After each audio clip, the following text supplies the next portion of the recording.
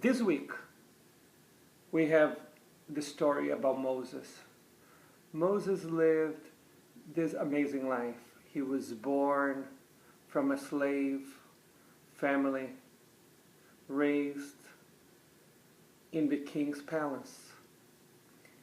Then he killed someone. Moses ran away and married into a very wealthy family. He became a shepherd. And then God called upon him to liberate the Jewish people. He went to the king's palace, brought 10 plagues to them from God. Then brought the Jews out into freedom after 400 years of slavery. And then was not allowed to enter the promised land. How is that even possible? Where's the fairness there? Let's look at his story.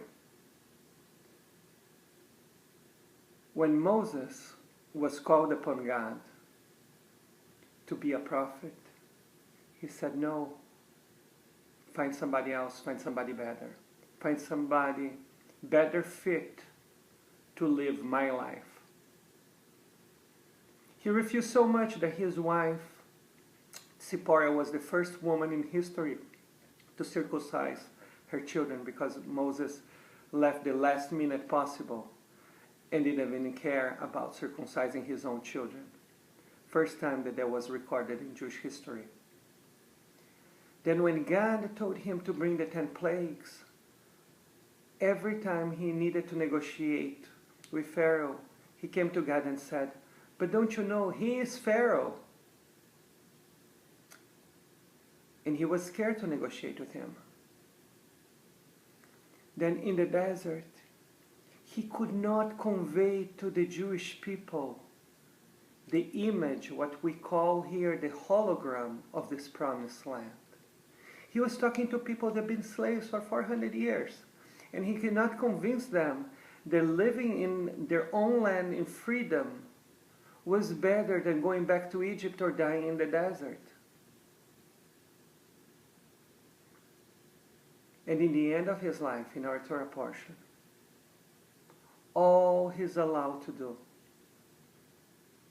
is to look from the top of the mountain, the promised land. How many of us live our lives just accepting second best? How many of us live our lives content just to see the promised land from far away? Maybe we feel we don't have what it takes. Maybe somebody else have what it takes to fulfill our dreams, but we don't. That is absolutely not true. That is absolutely not true. It's you speaking to yourself words of defeat. It's time for you to learn how to cope with the issues that you're not able to fulfill in your life. Because even the Torah says that there will be never any other prophet like Moses that was able to talk to God, panim panim, face to face. It's time for you to talk to yourself also, face to face. Realize your goals. Realize how you're going to get there. Realize who are your co-dreamers, the people that can hold that image for you, and how you feel successful on the way. Because you have, just like Moses, one life to live, and you have to make the best of it.